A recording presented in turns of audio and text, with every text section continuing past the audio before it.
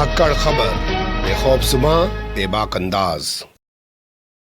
धाकड़ खबर के news room से मैं आपके साथ हूं अकरम रईस खान। जो खबर आपके सामने रखने जा रहा हूं उसके लिए मुझे लगता है प्रोफेसर वसीम बरेलवी का ये शेर काफ़ी बेहतर होगा और इसी पस मंज़र में इस पूरी खबर को देखा और समझा जाना चाहिए। वैसे ये मेरी अपनी सोच हो सकती है, आप अपने सोचने के लिए आज़ाद हैं और किसी पर अपनी सोच थोपना ये भाजपा की सोच हो सकती है, मोदी सरकार योगी सरकार की सोच हो सकती है। धाकड़ खबर की ऐसी सोच नहीं है। शेर सुन लीजिए, वो कहते हैं कि आजकल के प्यार की ये कुर्बतें, बहुत करीब आ जाते हैं ना लोग बहुत जल्दी, आजकल के प्यार की ये कुर्बतें जिस्म बेमानी से होकर रह गए। जी हाँ, आजकल जिस्म बेमानी होकर रह गए हैं, वरना उस ज़माने को याद कीजिएगा, 30-40 साल 50 साल पहले की एक झलक अगर खिड़की से दिख जाती थी तो दूसरी झलक पाने के लिए आदमी किस कदर बेकरार और बेचैन हो जाया करता था। एक दूसरे का हाथ छूने तक के लिए लोग कैसे बेताब और बेचैन रहते थे, उनके अंदर कितना जो है एक दूसरे को छूने के प्रति या पाने के प्रति कितना जुनून रहता था। लेकिन आज बगल बगल बैठे रहते हैं, बहुत कुछ इतना सब हो जाता है कि जिस्म बेमानी से होकर रह जाते थे। उंगली टच हो जाती थी, उसमें भी सिहरन पैदा हो जाती थी। ये तमाम तरीके की चीज़ें, जैसे ऐसे भी देख सकते हैं कि शौहर है वो कमरे में है, पत्नी जो है वो किचन में है, कभी बर्तन संगवा रही है, कभी किचन साफ कर रही है, उसकी चूड़ियों की खनक है, पायल की छनक है, और वो उसी को सुन रहा है कमरे में पड़ा पड़ा, और उसी से महसूस कर रहा है कि वो कितनी देर बाद आ जाएगी। उसकी दिल की धड़कनें उसी की चूड़ियों की खनक से और पायलों की झनक से जो है बढ़ जाती थी। लेकिन आज क्या कुछ बचा है? बचा नहीं। खैर छोड़िए, मैं फिलॉसफी पढ़ाने बैठ गया हूँ आपको। आप भी कहेंगे कि एक नई कहानी ले आता है, खबरें कम बताता है, कहानी ज़्यादा बताता है। खबर हमारे पास उत्तर प्रदेश के बुलंदशहर से आ रही है। यहाँ एक शख्स ने, जिसे वो अपनी प्रेमिका कह रहा था, हथौड़ा जानते हैं ना, लोहा जिसे पीटते हैं, उससे उसकी हत्या कर दी। नाबालिग है लड़की। इस लड़की का चेहरा हम आपको नहीं दिखाएंगे, लेकिन इस लड़की से जो ये बात कर रहा है वो बातचीत ज़रूर दिखाएंगे। इस लड़की की हत्या करने से पहले इसके इस प्रेमी ने उस लड़की का एक वीडियो बयान रिकॉर्ड किया है, जिसमें वो उससे सवाल जवाब बात कर रहा है। तो उसने पहले अपनी प्रेमिका की हत्या की और उसके बाद जहर खा के खुद अपनी जान देने की कोशिश की। हालांकि वो बच गया है, उसको अस्पताल में भर्ती कराया गया है। पूरे मामले को लेकर पुलिस ने क्या कार्रवाई की है ये भी आपके सामने रखेंगे। लेकिन सबसे पहले बेहतर होगा कि किस तरीके से ये अपनी प्रेमिका जिसे बता रहा है, वैसे तो कुछ और भी कह रहा है, आप सुन लीजिए फिर आगे बात करते हैं। तुम्हें किसने भेजा मेरे पास? तुझे पता है तेरे 25 या 30 बॉयफ्रेंड थे, तूने उनके साथ सेक्स किया, तुझे मिक्सिंग ने मेरे पीछे क्यों लगाया? नहीं बताओ। मेरी जान पे लत हो रही है। जब तू 25-26 लड़कों के साथ सेक्स कर चुकी है तो मेरे लिए क्यों फंसा रहा मिक्सिंग? क्यों भेजता है तुम्हारे लिए? मेरे लिए क्यों आफत डाली इसने, ये बता। मुझे क्यों फंसाया?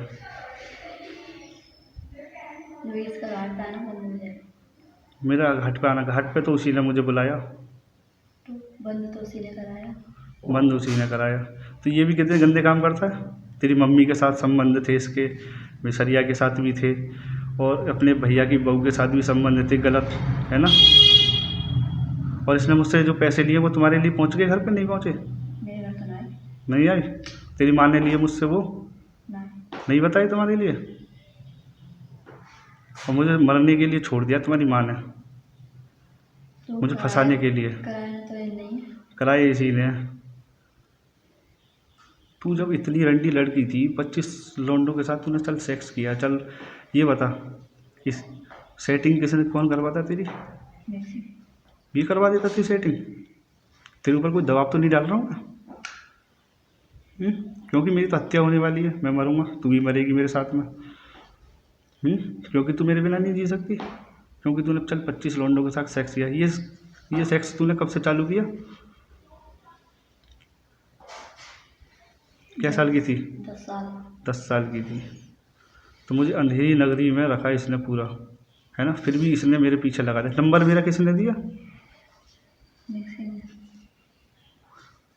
शादी की किसने बोला कि शादी तेरी मैं करवाऊंगा इससे? तो तू चढ़ गई उसकी बातों पे, है ना?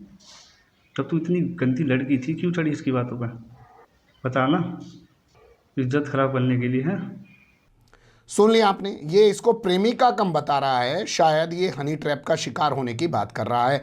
ये अपने सुसाइड नोट में, अब आपके सामने मैं स्क्रीन पर रख रहा हूँ, उसमें लिखता है कि मेरा नाम ये है, मैं फला जगह के रहने वाला हूँ, फला जगह की रहने वाली एक महिला है, उसकी एक बेटी है, ये दोनों मिलकर गलत काम करती हैं, लोगों को फंसाती हैं। ये जो लड़की है ये अभी तक 20, 25, 30 लोगों के साथ जो है सेक्स कर चुकी है। आपने वीडियो में भी सुना है, यही तमाम सवालात वो उससे भी पूछ रहा है, किसके कहने पर तुम ये करती हो और मुझे क्यों फंसाना चाहती, वो तमाम तरीके के सवाल वो पूछ रहा है। यानी कि एक चीज़ तो आती है निकल के ये कि ये इसकी प्रेमिका है।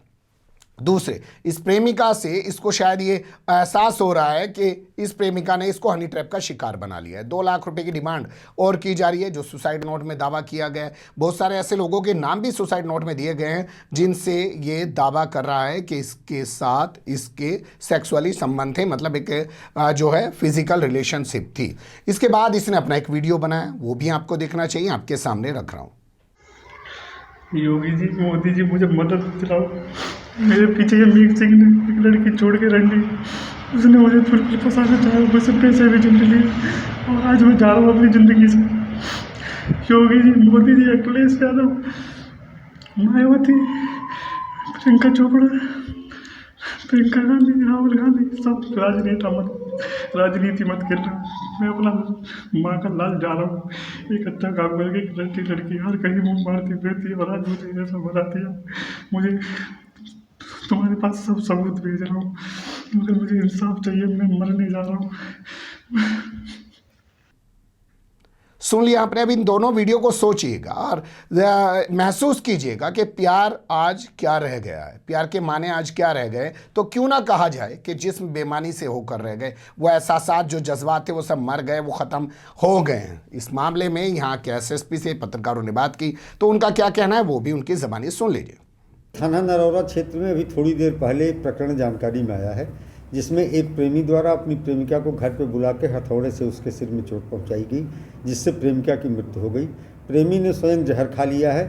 गंभीरावस्था में उसे हॉस्पिटल में एडमिट किया गया है और विस्तृत जानकारी छानबीन की जा रही है।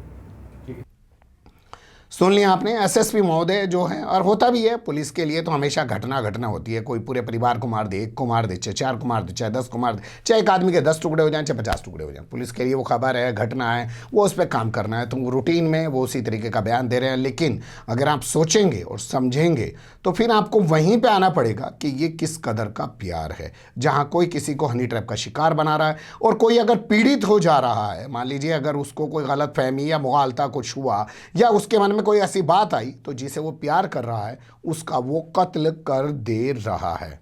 ये कैसा प्यार है? बने रहेगा धाकड़ खबर के साथ। खबर तो नहीं थी, फिर भी ज़बरदस्ती कुछ चीज़ों को खबर के ज़रिए आपके सामने रखने की कोशिश की। शायद जो कुछ बताना, समझाने या दिखाने की कोशिश की वो आप तक पहुंच पाएँ और आप लोग अपने आसपास घट रही तमाम गतिविधियों पर नज़र ज़रूर रखें। प्यार के वक्त नफ़रत कहाँ से दिमाग में आ जाती है? कमेंट्स के रूप में आप लोग अपनी राय दे सकते हैं, खबर को लाइक कर सकते हैं, चैनल को सब्सक्राइब कर सकते हैं और ज़्यादा से ज़्यादा हमारी खबरों को शेयर कर सकते हैं।